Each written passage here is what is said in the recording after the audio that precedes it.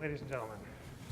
It's wonderful to be here to talk with you about this great American prophet, Louis D. Brandeis. And I want to try to persuade you that this great man was the most important critic of bigness in both business and government of the 20th century. He's the most important prophet of privacy and free speech in an age of new technology of his time. And if that weren't enough, he's also the most influential Jew of the early 20th century in persuading Woodrow Wilson and the British government to recognize a Jewish homeland in Palestine. So these are all the reasons that he is my hero. Now, you had a beautiful Hebrew injunction, always choose a teacher all the time.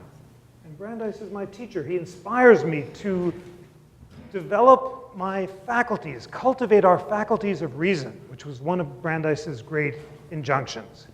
He was known as Old Isaiah. Franklin Roosevelt called him Old Isaiah because he looked like the prophet Isaiah. He has this beautiful shock of gray hair and looks like an Old Testament prophet. But he was also known as Old Isaiah because one of his favorite verses was from the book of Isaiah, "Come, let us reason together." Isn't that a beautiful phrase? And it embodied Brandeis's faith in reason and also in facts. He insisted that he would never be mastered on facts, and he thought that only by mastering facts could we cultivate our faculties of reason. In this sense, Brandeis himself had two great intellectual influences, Jefferson and the ancient Greeks. From Thomas Jefferson, he took an Enlightenment faith in reason. It was Jefferson who believed that we all have certain faculties, starting with passion at the bottom and reason at the top, and we have a duty to use our moments of leisure to cultivate our faculties of reason. Brandeis took his idea of leisure from 5th century Athens, which was his ideal of the reasoned self-governing community. And he was so delighted to learn that the Greek word for leisure is unemployment. A scholi, what a happy world, said Brandeis, where you would use your unemployment to cultivate your faculties of reason. And Brandeis devoted his life to cultivating his own faculties and inspiring others to do the same. This focus on developing your faculties and mastering facts led to another of his favorite aphorisms, which comes from Goethe. And it's a poem called Nature and Art, and it culminates in the beautiful conclusion, "Mastery is revealed in limitation," by which Goethe meant that only by diligently toiling to cultivate our faculties, to master facts, to master a craft, can we really achieve our full potential. Goethe said, "The unfettered mind is not able to achieve its faculties. Law alone can set us free." So this all is embodied in Brandeis's philosophy and his example, and it led him to emphasize that only in small-scale communities can we master facts and operate within limitations and achieve personal and political self-government.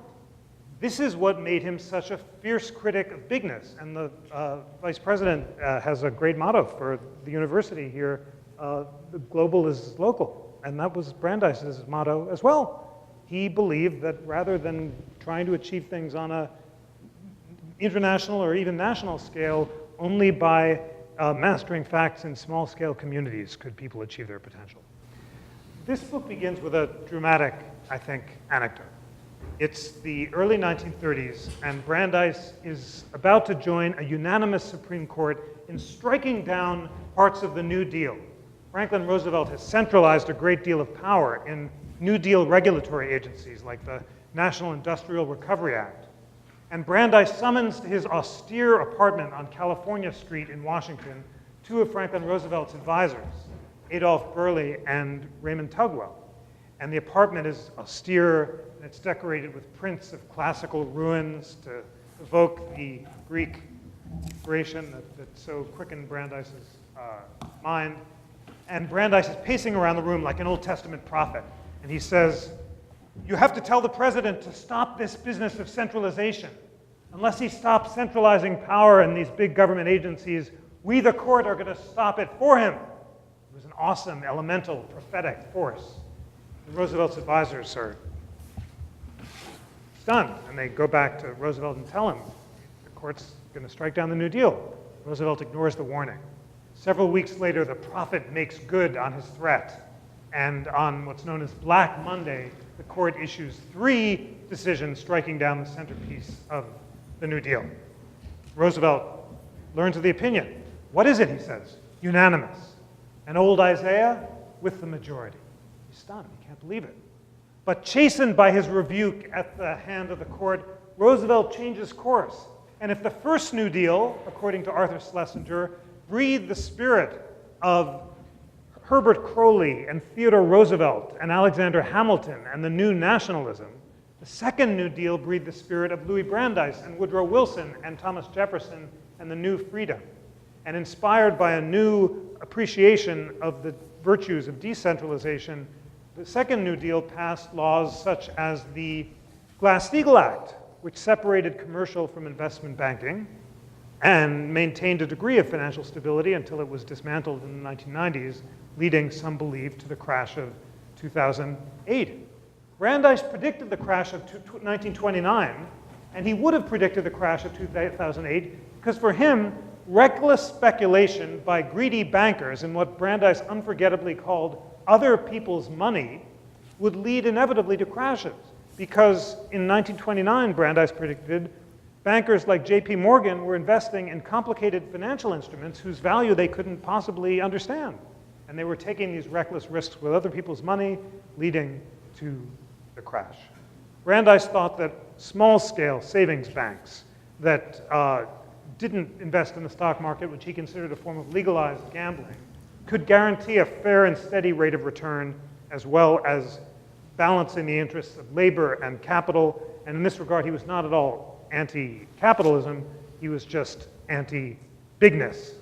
And to the degree that today we find echoes of a Brandeisian revival in people ranging from Elizabeth Warren and on the left to the Tea Party on the right, perhaps Brandeis's hour is coming round at last.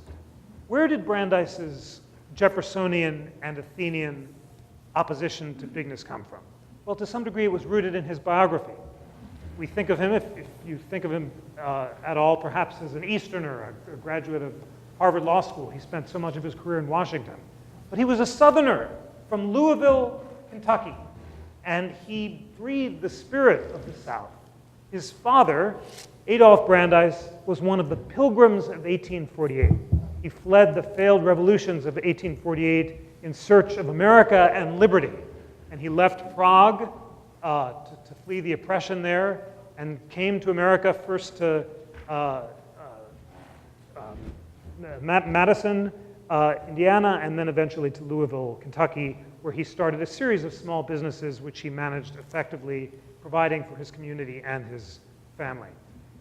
Brandeis always idealized the farm and agrarian virtues, partly because his father had a grain business. And like Jefferson, he thought that only small-scale farmers could, working with their hands, master their faculties, and he believed that the greatest contribution that anyone could make to a land was to introduce a new wheat or grain. Jefferson felt the same when Brandeis met a Zionist who introduced a new grain to Palestine. He was overjoyed. He was raised without organized religion. His beloved mother, Frederica Weil, didn't make the children forswear their Judaism, but she was a descendant of a sect called Frankism, after the 18th century mystic Jacob Frank, and she believed that I want my children to imbibe ethics and virtue and morals. That is more important than religious ritual. It was therefore something of a revelation that at the age of 56, Brandeis rediscovered his Judaism and became the leader of the American Zionist movement. What could have led to that remarkable transformation?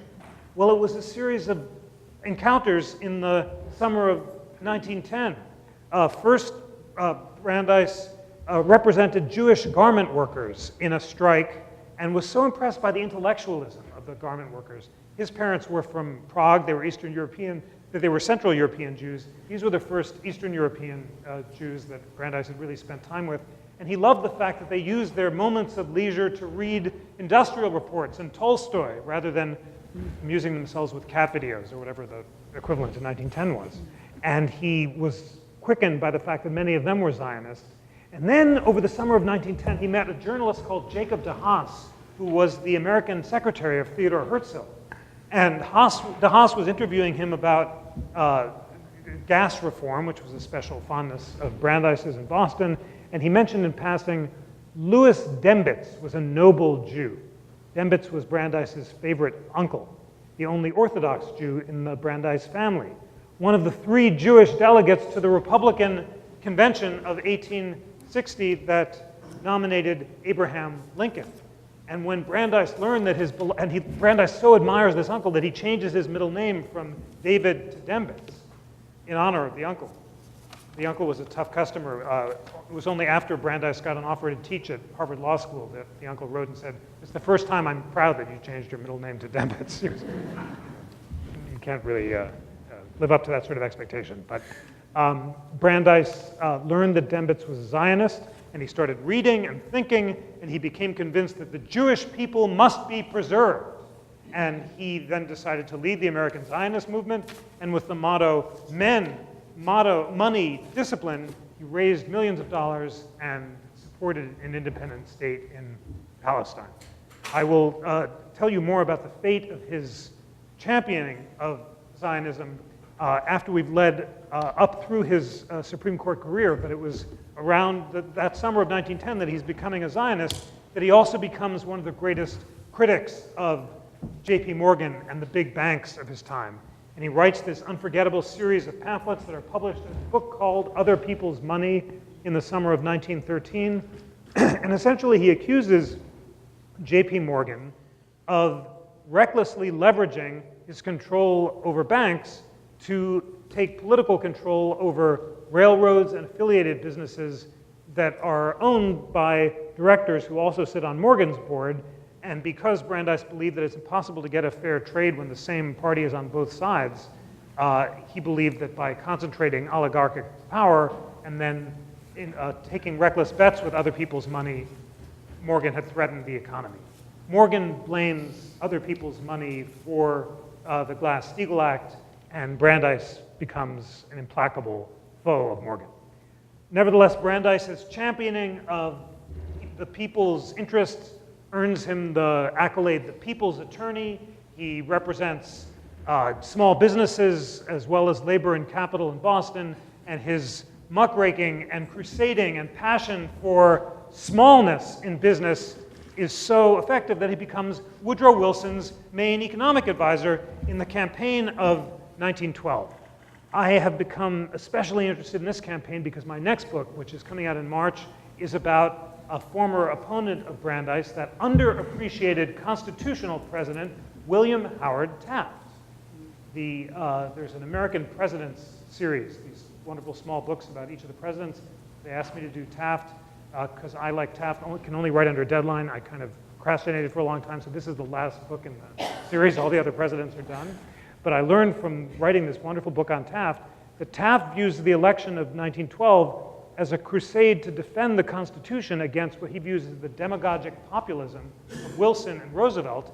And it's also a clash of 3 competing views about the role of the Constitution and the banks. All 3 candidates in this election agree that the big banks have to be tamed, but they disagree about the means.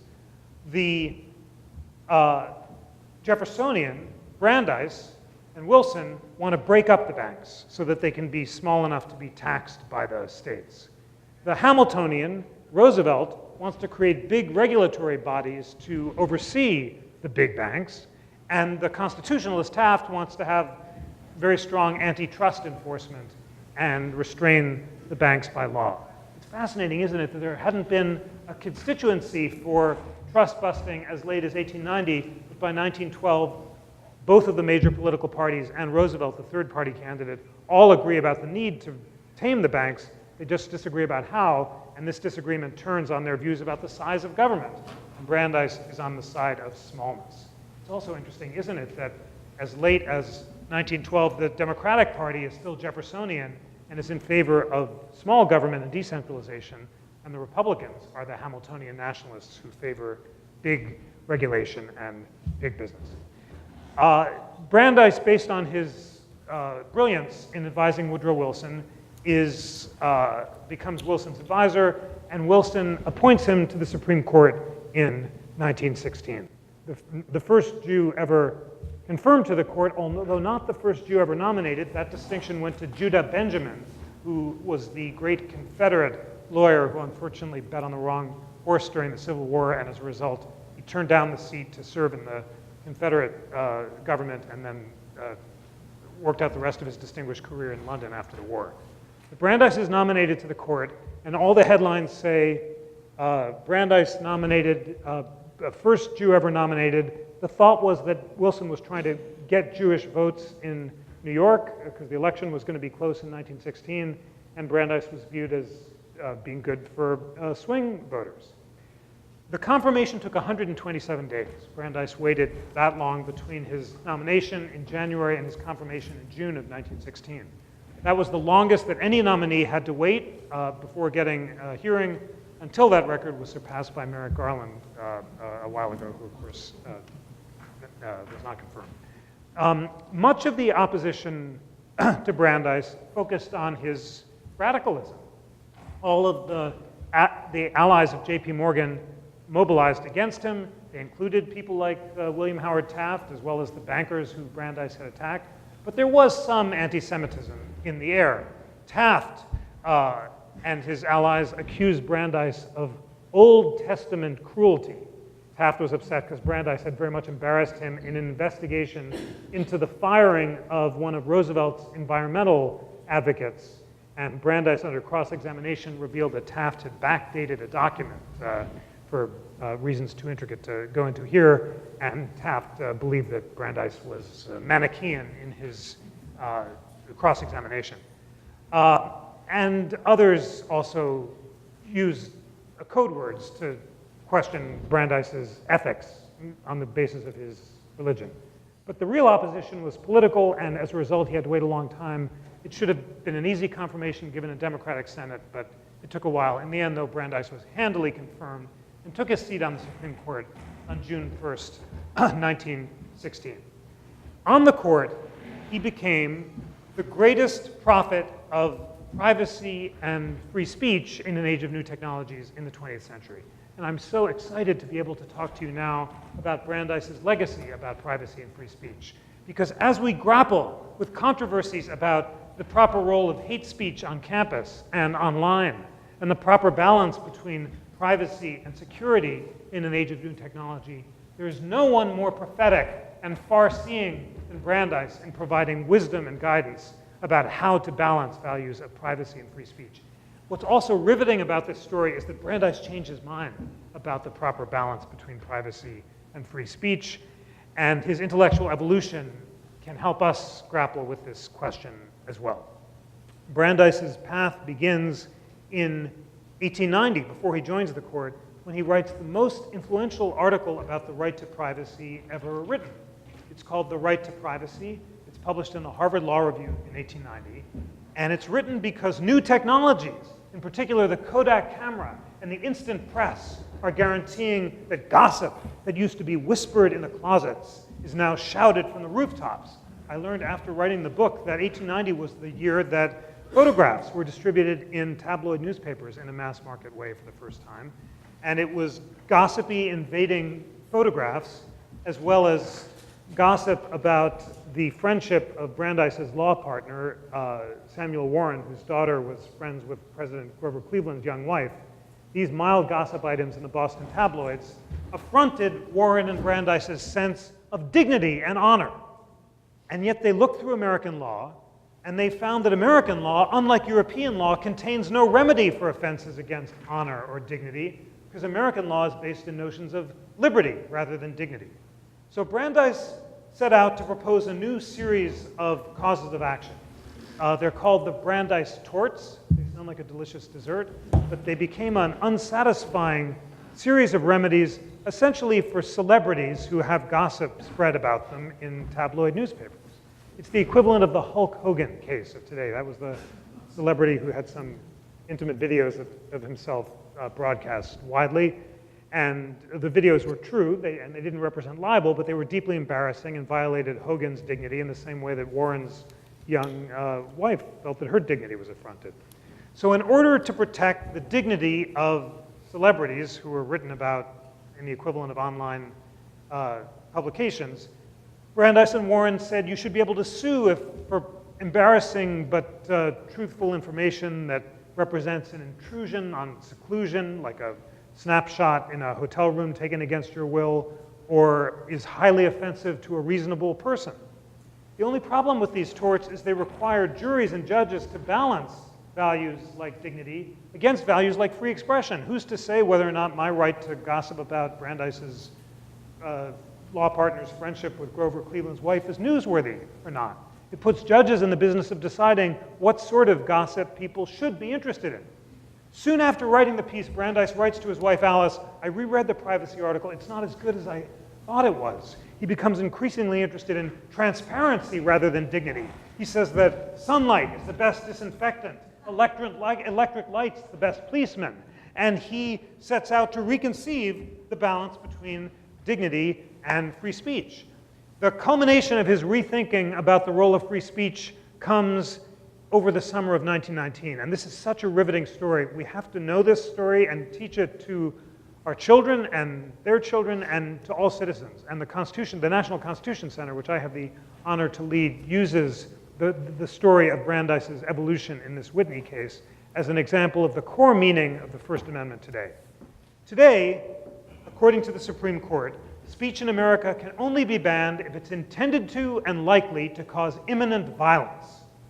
That's an incredibly speech protective standard. If someone says, "Go shoot Jeff now," it's been going on too long, it's time for the questions, and that it's not just a joke, but it's intended to put an end to this ordeal, and it's likely to inspire you to actually go through with it, then that can, and I assure you should be, stopped immediately. But short of that, Jeff's speech is really boring, tweeted during this talk. If we were in Europe, after the show I could sue, because Europe still has a dignitary right. It's called the right to be forgotten online. It comes from the French droit à l'oubli, or the right of oblivion, which is incredibly French, like straight out of Sartre. You know, I want to be forgotten.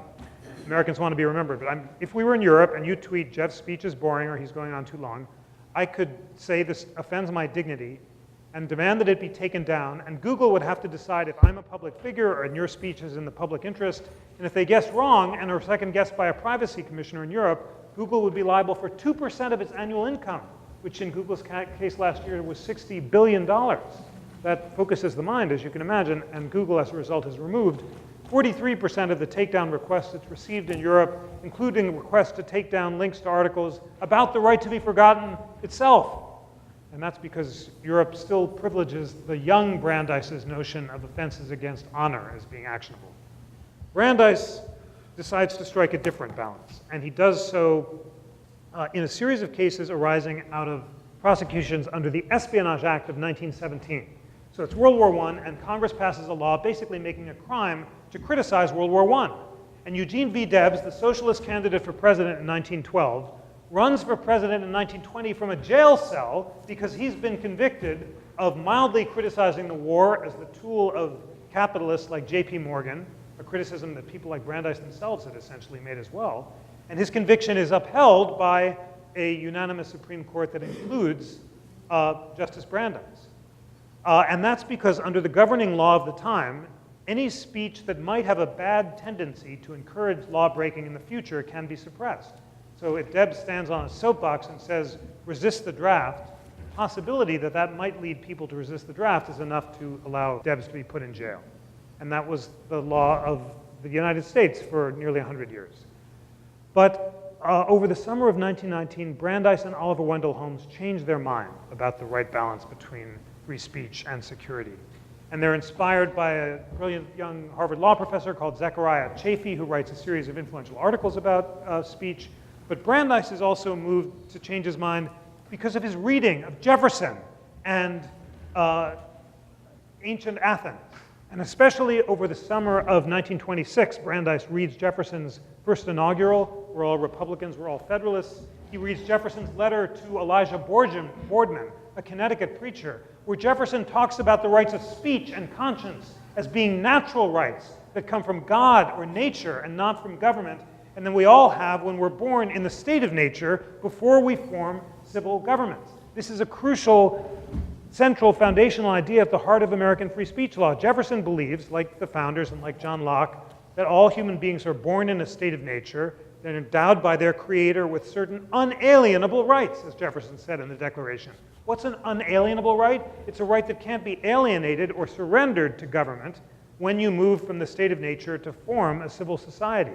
The preeminent unalienable right, according to Jefferson, was the rights of conscience or free opinion, because my opinions are the result of my reason. And as a creature of the Enlightenment, Jefferson believes, all human beings are incapable of alienating their reason without surrendering their very humanity.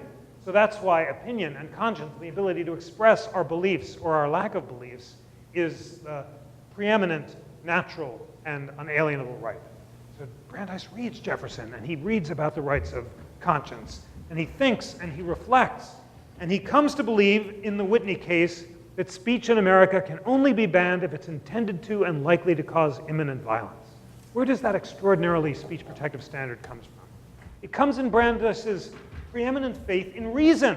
All of a sudden, you're seeing all of these Jeffersonian themes come together. Brandeis believes as long as there's time enough to deliberate, come, let us reason together, then the best response to evil speech is good speech, rather than only an emergency can justify repression, Brandeis says.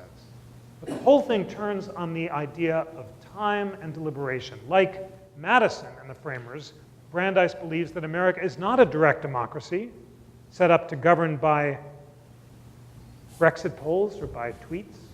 The idea of a tweeting representative would have appalled Jefferson and Brandeis's and Madison's heart, because Madison says in Federalist 10, the worst thing possible is for representatives to communicate directly with their constituents. Madison and Jefferson have studied failed democracies like Greece and Rome. They've come to believe that those democracies can lead to demagogues and the mob, and it's only by filtering public opinion through enlightened representatives who will put the public interest above faction or party that public reason and public deliberation can prevail. So Brandeis is reading all of this and channeling Jeffersonian theory and Madisonian notions of deliberation, and he distills his new thinking in this paragraph of constitutional poetry in the Whitney decision. And I can now, because I've talked about Brandeis a few times, as you can tell, I can now, as a party trick, recite from memory this beautiful paragraph, but it's not, this isn't a party trick because it's the most beautiful statement of the meaning of American free speech in the 20th century. And I want you to listen very closely to every word in this passage, because each is significant and each conveys Brandeis's overwhelming Jeffersonian faith. And it's so significant that Brandeis begins by talking not about Hamilton and Madison and the framers of the Constitution in 1787, but of Jefferson and the revolutionaries of 1776. Here is Brandeis in the Whitney case. Those who won our revolution believed that the final end of the state was to make men free to develop their faculties, and that in its government, the deliberative forces should prevail over the arbitrary. They valued liberty both as an end and as a means. They believed liberty to be the secret of happiness, and courage to be the secret of liberty. That's from Pericles' funeral section. They believed that freedom to think as you will and to speak as you think are means indispensable to the discovery and spread of political truth. that without free speech and assembly, discussion would be futile, that with them, discussion affords ordinarily adequate protection against the dissemination of noxious doctrine, that the greatest threat to freedom is an inert people, that public discussion is a political duty, and that this should be a fundamental principle of the American government. It's just overwhelmingly idealistic in its faith in reason, and this idea that public discussion is a political duty, and as long as there's time enough to deliberate, then reason will prevail. And that is the source of this glorious principle that we have in America about why speech can only be banned if it's intended to and likely to cause violence, because then there's no time to deliberate. Go kill Jeff now. If you're going to do it, stop you, please. But don't kill Jeff. Think about it again. Reason is supposed to determine what ideas are admitted into the public square. There was a Brookings poll recently that found 1,500 undergraduates, and the question was, do you think that the First Amendment protects hate speech? And only 39% believe that the First Amendment protects hate speech. 44% said that it does not protect hate speech, and 16% were undecided. The Supreme Court unequivocally has said the First Amendment does protect hate speech. I'm the head of this nonpartisan Constitution Center. I have to tell you if there are arguments on both sides.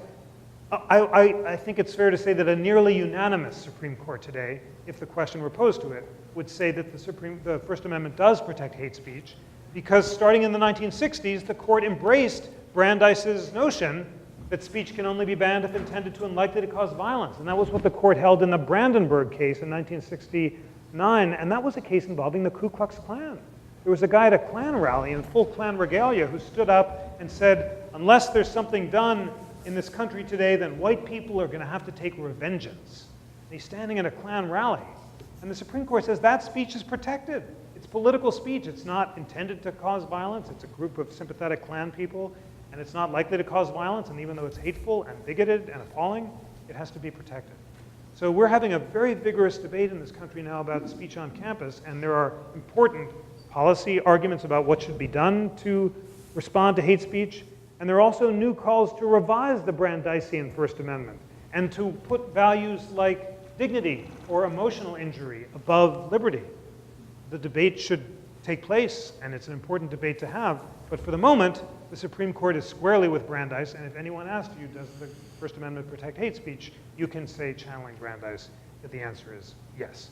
That doesn't mean that Brandeis became indifferent to notions of privacy, though. He just came to reconceive privacy from a right of celebrities and aristocrats not to have their dignity affronted to one of intellectual privacy that protected us against government surveillance. And in this sense, Brandeis became the most important prophet of privacy in the 20th century. I don't want to impose on you too long, but let me, as intensely and quickly as possible, give you a sense of Brandeis's new conception of privacy. It involved in a case involving wiretapping, a new technology, and the government is putting wiretaps on the telephone wires underneath the public sidewalk leading up to the office of the most successful and notorious bootlegger of his time, Roy Olmsted. And they wiretap this guy's conversations and conclude he's absolutely, bless you, violating the prohibition laws by importing booze from Canada, and they convict him. He says the conversation should be excluded because there's no valid warrant that authorized the wiretaps. The Fourth Amendment to the Constitution says the right of the people to be secure in their persons, houses, papers, and effects against unreasonable searches and seizures shall not be violated, and he said the search was unreasonable because there was no warrant.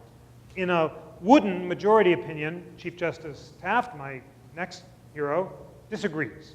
Taft basically says, no trespass, no warrant required. At the time of the framing of the Constitution, you had to break into people's homes and rummage through their private diaries with general warrants that didn't particularly specify the place to be searched or the thing to be seized.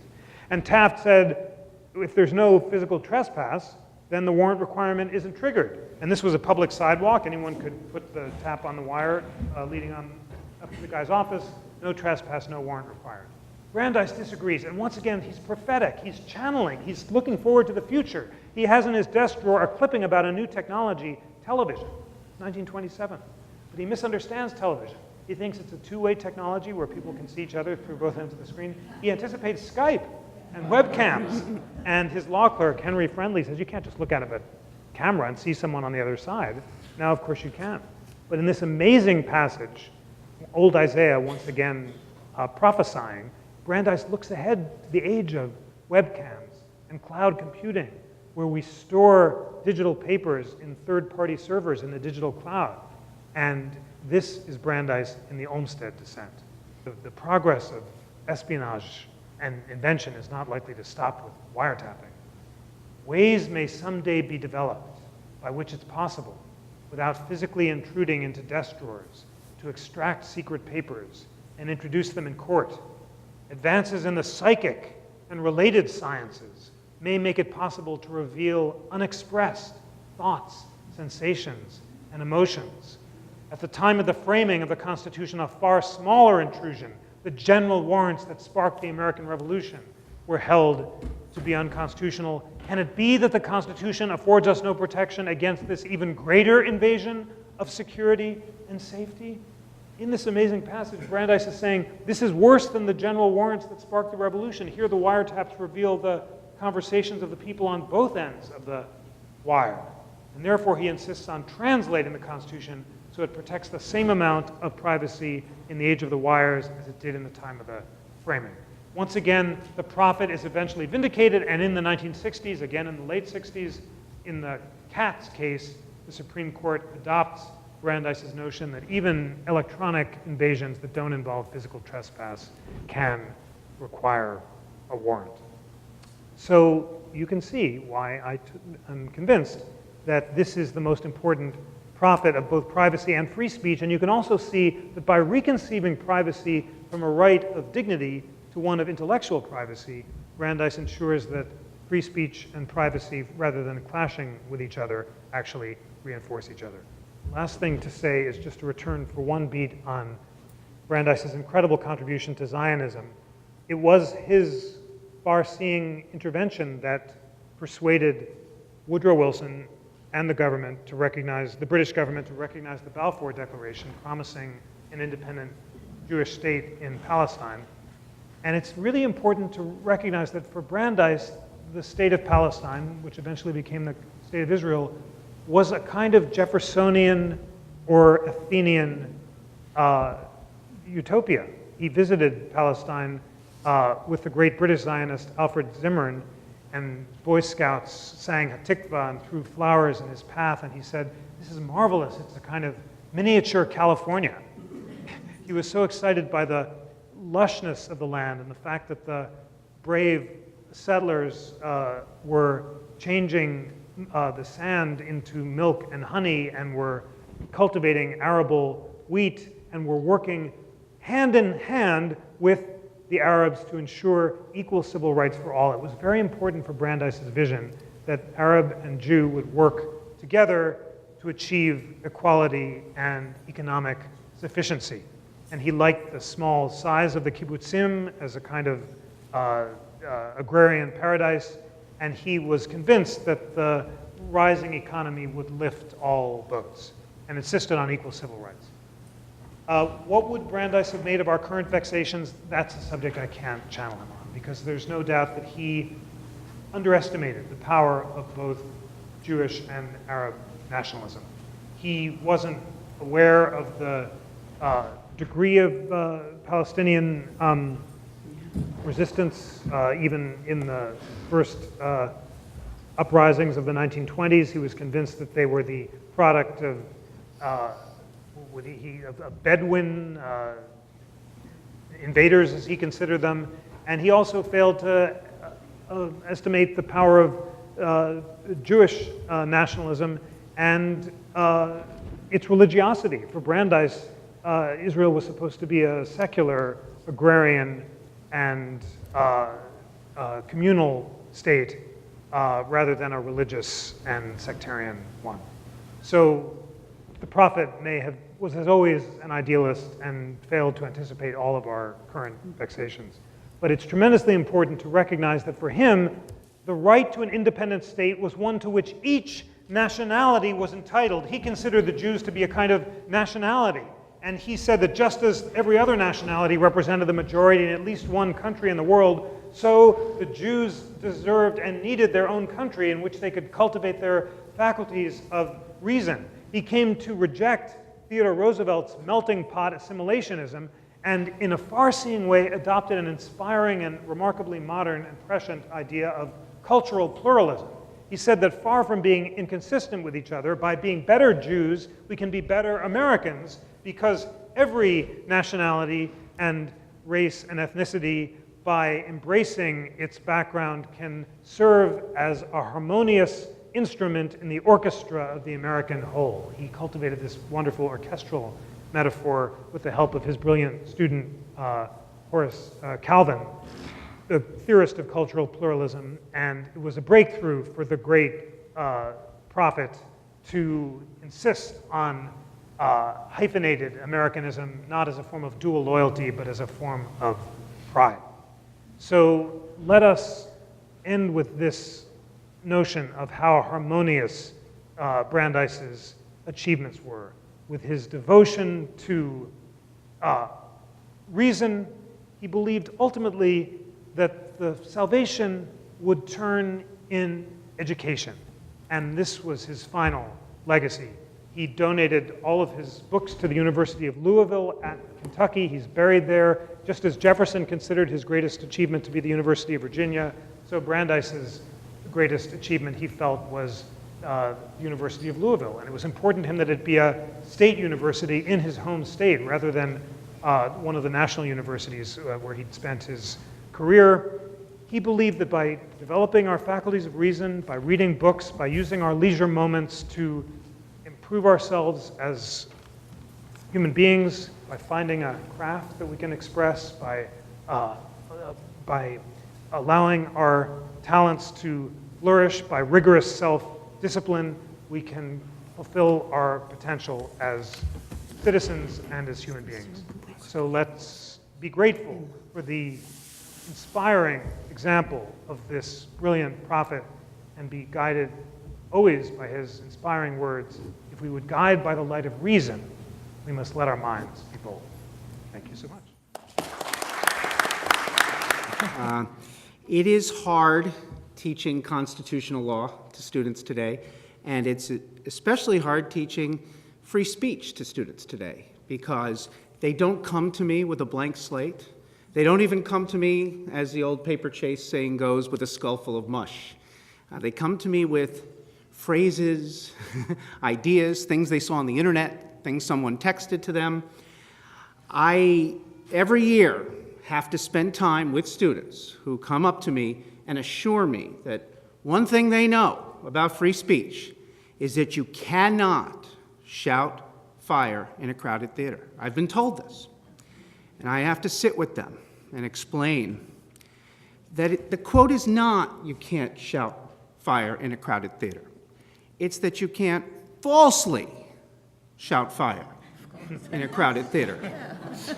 And that if they don't make that correction, they will be standing there as a fire envelops innocent people, screaming, "Holmes told me to do nothing." This is a challenge. I can only think that a book like Dr. Rosen's Louis Brandeis would be a wonderful way to introduce them to a subject like free speech and constitutional law, with a narrative, with a beginning, with an end. I'm sure it's available in e-chapters.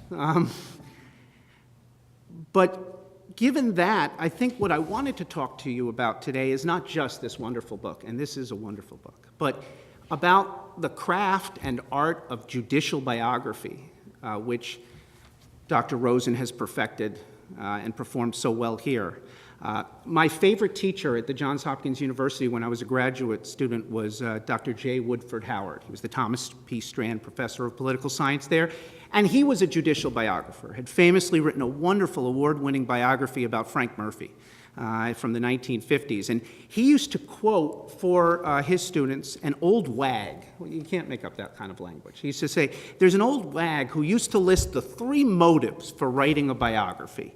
1, to erect a monument to a departed loved one. 2, to set an example for future generations. And 3, to make money.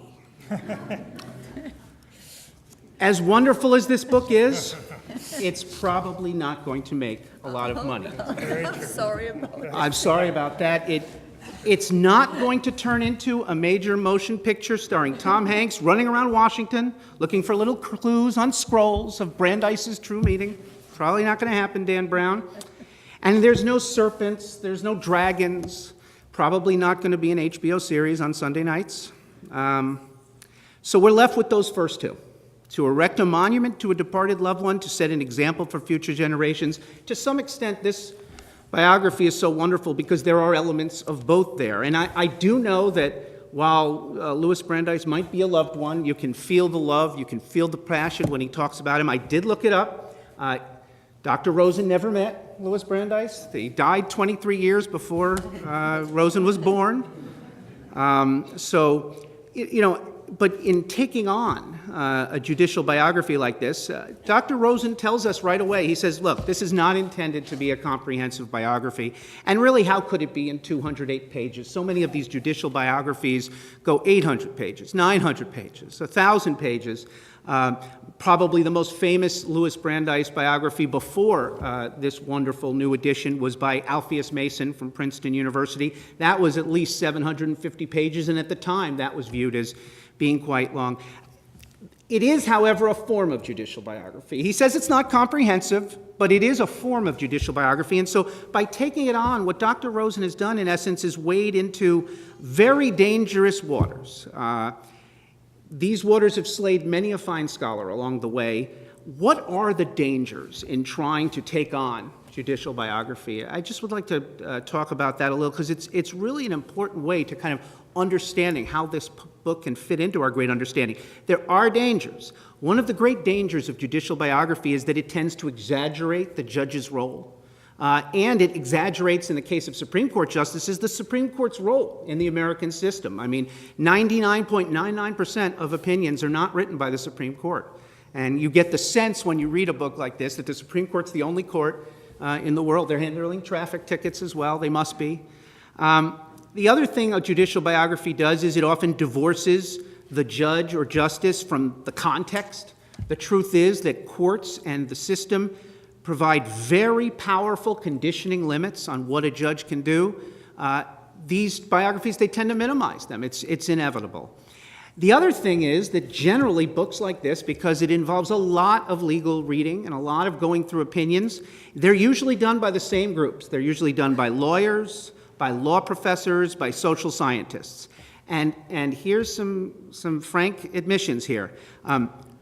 We, lawyers, law professors, social scientists, we do a very poor job of examining private lives. We do a very bad job of leading private lives, but we do an even worse job sometimes of examining private. We're just not that good at it. And so that is often a hindrance when you're trying to understand personality and psychology, trying to figure out why that bedwetting incident at age 13 may have changed the face of constitutional law. I don't think anybody's that good at doing that, and I know we're not. But the other thing we so badly want to do when we take on a judge or a justice is find the essence. You know, what's the essential self? There is a possibility that there is no essence, that there is no essential self. So what often happens, and Dr. Rosen avoids this, but many other judicial biographers don't, which is you engage in hopeless oversimplification because you want a theme and you want it to work so badly. The very famous biography of Learned Hand, probably the greatest judge never to make the Supreme Court in American history. Learned Hand is described by the famous Gerald Gunther, a Stanford law professor, as being the apostle of judicial restraint. And yet somebody examined Learned Hand's cases, and 99% of them had nothing to do with judicial restraint. But boy, it's a great story. And so that's the danger. You know, trying to find that essential self, sometimes we end up coming up with something that's convenient, and it may or may not capture that whole self. There's also a real great danger when you spend a lot of time on a biography. Gerald Gunther, who I just mentioned, spent 23 years on the Learned Hand biography. By the way, it is a terrific biography. It is breathtaking. But 23 years is a long time. These works tend to become very adulatory hagiography. Why would you spend 23 years with somebody you don't like? And so you end up rooting for the person. You desperately want this person to be brilliant, impactful, because you're spending a heck of a lot of time. Now, there is an occasional exception where you use a judicial biography as a note of warning or caution. And I think Abe Fortas biographies, there are two brilliant ones, one by Laura Coleman, one by Bruce Allen Murphy. Those are biographies that are about, watch out, be careful. You could end up really screwing something up. But much more often it goes the other way, and it's very tough to tell just how much the writer's love for this person. And frankly, I think you felt the love a little bit during that wonderful exposition by Dr. Rosen, but it's hard. I know you never met Brandeis, but nobody who grew up in New York City, as whether it's on the Upper West Side or wherever else, Brandeis was a presence. I mean, he might have been from Kentucky, but as I was saying to Dr. Rosen, you hear that name over and over. Maybe you hear it because of the brilliant university that owns his name. That university, I think, was actually created in the late 1940s. It's become one of the finest institutions of higher education in the country, and it has that name. There also was a Louis Brandeis High School, in New York City from about 1965 through 2009. It was a magnet school. It had various art programs that people knew about that school, and maybe somebody here actually went to that school. There is a danger of writing a biography that it goes into too much celebration and it doesn't capture the flaws, the downsides, the dangers. On the other hand, I think it would be wholly boring to read a totally neutral biography, and I'm not sure that's great either. And then let me just throw out that last one. 23 years, that's a lot of time. What could that great Gerald Gunther, one of the most brilliant constitutional scholars of ours or any time, what could he have been doing in those 23 years that we didn't get because he was spending it on one great biography, but just one? So I put all that into context. Many biographies, including Alpheus Mason's brilliant biography of Brandeis, are leading examples of what we call scientific biography. The attempt is to link the courts, the judges really, to courts as institutions, to link it to the governing process, to link it to the larger society. These become fantastic case studies of the judicial process. And I think there's a lot to be gained when you look at those. I'm reminded, though, of the famous sign over the printer's shop. You go into that printer shop, and the famous sign, quality, price, speed, pick two. Quality, price, speed, pick two. You can't have all three. It may be that when it comes to judicial biography, you can't even have two of them. To get that kind of quality, you're not going to probably have a very low price, and it's not going to happen quickly. In that sense, what I really want to kind of capture here is the sense in which Jeffrey Rosen's take on Louis Brandeis is really judicial biography at its finest. And I say that without any hesitation. And I dare say the fact that it managed to stay within 208 pages is both scary because you want to read more, but satisfying in the sense that we already know Chief Justice Taft is in your targets, that others might come as well, and those will be terrific contributions too. I don't think we need a lot more 700, 800-page Alpheus Mason-type judicial biographies, as brilliant as that was. I think we need more biographies like this that take on in a much more manageable size the essence, as he sees it, of what Louis Brandeis meant, of what he said, of how he said it, and spectacularly, what his take might be on what we see today. That is something that is so fascinating to us, and so many scholars are scared to take that on because it's hypothetical, but boy, you feel it when you read these pages. You feel that other people's money is speaking to 2008 or Michael Milken or something. So let me just throw a couple of ideas at you of just what was so impressive about this. I think this is one of the most sophisticated takes imaginable on the intellectual connections between old Isaiah, as FDR called Louis Brandeis, and the Sage of Monticello, Thomas Jefferson. This is something new. This is something exciting to chew over. In 600 or 700 pages, Alpheus Mason mentions Thomas Jefferson just 3 or 4 times. But for those of you who've read it, Dr. Rosen comes right out of the gates and starts talking about Thomas Jefferson. And it's new, it's exciting, and it's especially exciting in this current time when debates about government centralization are as fierce as ever. And Thomas Jefferson has the great American original take on that. And to have that kind of connection spelled out, I mean, it's wonderful. And it alone would be enough to pick up the book, but there's so many other aspects of it. Because what the interest in centralization and the dangers of centralization, as Dr. Rosen pointed out, also bleed into is a big debate and this battle between, on one hand, the need for decentralization, which was so important to Brandeis, but on the other hand, his love or his need for judicial restraint. These two forces are very much at odds. The book spells that out, and I think to some extent that battle haunts Brandeis because he cannot resolve it in a way that's very satisfying. I wish modern justices would similarly be haunted by the contradictions that we see every day. All we do is get this elaborate attempt to have everything make sense. You know, sometimes things just don't make sense. And Brandeis was willing to admit that. And the way that's handled by this book is just wonderful. I also, the threat of monopoly, that is as real today as it was in 1890 or 1910 or 1916.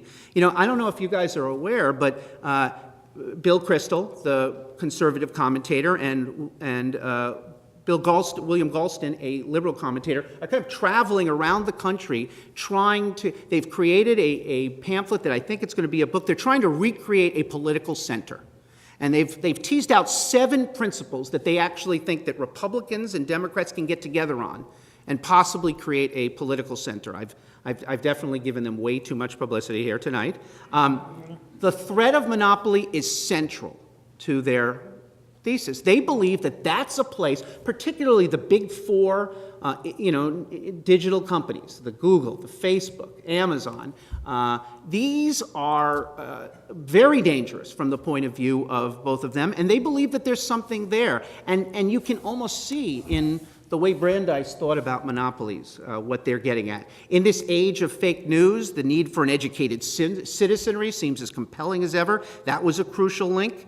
I also think it's just a refreshingly honest book in many occasions. I'll close with a quick personal confession. After all of that, I was talking to you about judicial biography. I am also working on a judicial biography, one of the longer versions of Judge Harold Medina, who was a force of nature on the district court in the 1940s and 50s. And so I've kind of ignored the warning that was given to me by Dr. Howard and given to all of his students, and that is if you decide to take on judicial biography, choose carefully, because the life you choose to live vicariously may consume your own. Guilty as charged, and I'm happy to say that Louis Brandeis got a terrific treatment, at least in this instance. Thank you for the time.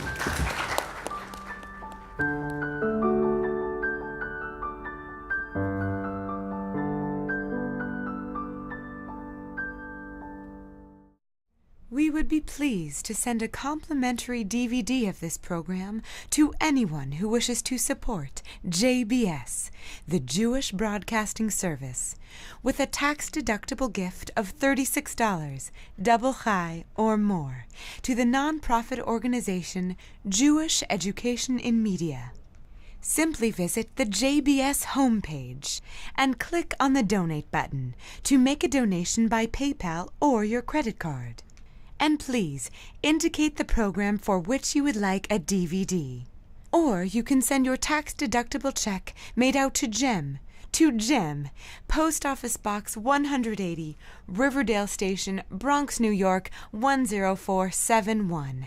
And again, please remember to indicate which program you would like to receive with our compliments. And we thank you for your kind support.